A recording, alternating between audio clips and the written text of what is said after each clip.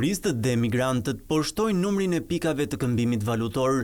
Sasia për herë më shumë në rritje e euros, dollarit apo poundit, që ata po sjellin, çoi në 642 numrin e exchange-eve në vend. Të dhënat nga Banka e Shqipërisë tregojnë se në krahasim me 2023-shin, numri i zyrave të këmbimit valutor u zgjerua me 22. Pasi shumica e zyrave, për të mos thënë pjesën dërmuese të tyre, nuk operojnë vetëm si zyra e këmbimit valutor. Pra i kemi edhe si agent të lidhur të shoqive të transfertave dhe ofrimin e shërbimeve të tjera të lidhura po me këto institucione financiare jo bankare. Pra janë pak a shumë një zyrë këmbimi valutor sot po konceptohet si one stop shop. Pjesa më e madhe nga turizmi dhe eksportet ndjekur nga investimet e huaja dhe dërgesat e emigrantëve, vetëm nëpërmjet këtyre kanaleve në vend gjatë vitit të shkuar hyn mbi 12 miliardë euro.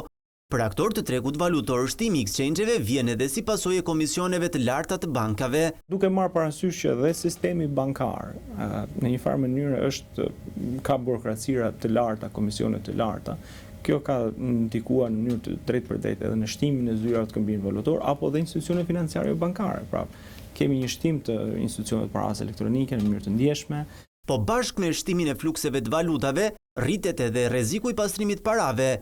Me këto dyshime pas kontrolleve u procedua me heqjen e licencave për 24 exchange gjatë vitit të shkuar. Rreziku nga pastrimi i parave nuk është i përjashtuar kurrë. Unë të paktën nga eksperjenca ime në një mori shumë të lartë të jurisdiksioneve që kam lexuar dhe parë vlerësimet kombëtare të rrezikut, përfshirë edhe vlerësimin kombëtar të rrezikut të Shqipërisë, i cili u miratua në fund të vitit kaluar, sektori financiar është më i rrezikuari për pastrim parash.